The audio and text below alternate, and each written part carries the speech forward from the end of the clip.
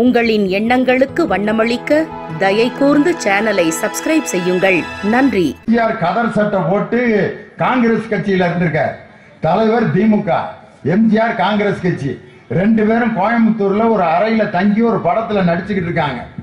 அப்ப எம்ஜிஆர் என்ன பண்ணியிருக்காரு, கலைஞரை காங்கிரஸ் கொண்டு வரணும்ட்டு விடிய விடிய உட்காந்து காங்கிரஸ், காந்தி, ஜவஹர்லால் நேரு, லாலா லஜபதி ராய், ஆகாகா வாகாகான்ட்டு தலைவரை காங்கிரஸ் கொண்டு வர்றதுக்கு எம்ஜிஆர் பில்டப் கொடுத்திருக்காரு. தலைவர் எம்ஜிஆரை திமுக கொண்டு வர்றதுக்கு அண்ணாவை பத்தி, பெரியாரை பத்தி, திமுக கழகத்தை பத்தி, அவனுடைய கலை திறமைகளை பற்றி, அண்ணாவுடைய பேச்ச இதெல்லாம் சொல்ல சொல்ல சொல்ல 15 நாள் கழிச்சு என்ன நடந்துச்சுன்னா, கலைஞர் காங்கிரஸுக்கு போகல, எம்ஜிஆர் தான் திராவிட முன்னேற்ற கழகத்தில் என் தலைவர் முன்னால வந்து சேர்ந்தார். அரசியலுக்கும் திரைப்படத்திற்கும் என் தலைவர் எம்ஜிஆரை கொண்டு வந்ததே நம் தானை தலைவர் டாக்டர் கலைஞர்.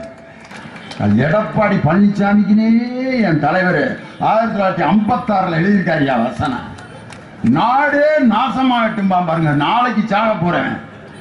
அது மாதிரிதான் இன்னைக்கு எடப்பாடி பழனிசாமி எத்தனை நாளோ எத்தனை மாசமோ நரேந்திர மோடிங்கிற ஒரு மந்திரவாதி 2 நூல்ல இபிஎஸ்ஐயும் ஓபிஎஸ்ஐயும் கட்டி பொம்மலாட்டம் ஆட வச்சுக்கிட்டு இருக்காரு. 2 நூல்ல தொங்கிட்டு இருக்கு. ஓபிஎஸ் மேல ஏறினா இபிஎஸ் கீழே போயிடுவார். உடனே இபிஎஸ் என்னையா பொரியா உடனே ஏத்துறேன், பொரியா அவசரப்படாதையா.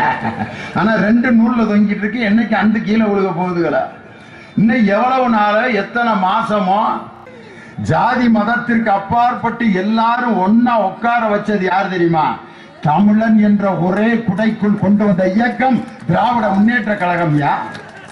ஆனா இன்னைக்கு ஜாதி என்ன நிலைமைக்கு ஆளாயிடுச்சுன்னா, பெரிய பெரிய சுதந்திர போராட்ட வீரர்கள்லாம் ஜாதி சங்க ஆபீஸ்ல படமா தொங்கிட்டு இருக்காங்க.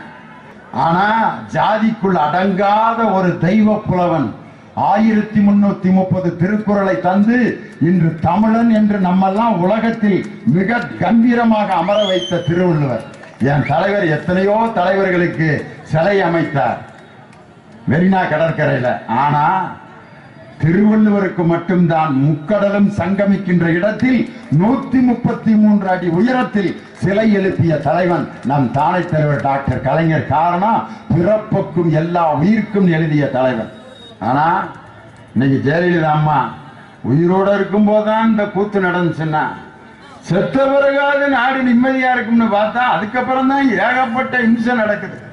என்ற மருத்துவ காப்பீட்டு திட்டத்தை தந்த ஒரே தலைவன் நம் தானை தலைவர் டாக்டர் கலைஞர். 2006 கொண்டு வந்த திட்டத்தை இப்ப ஐயா புதுசா அறிமுகப்படுத்துறாரு. யாரு? வெண்டாடி வேந்தேன் நரேந்திர மோடி.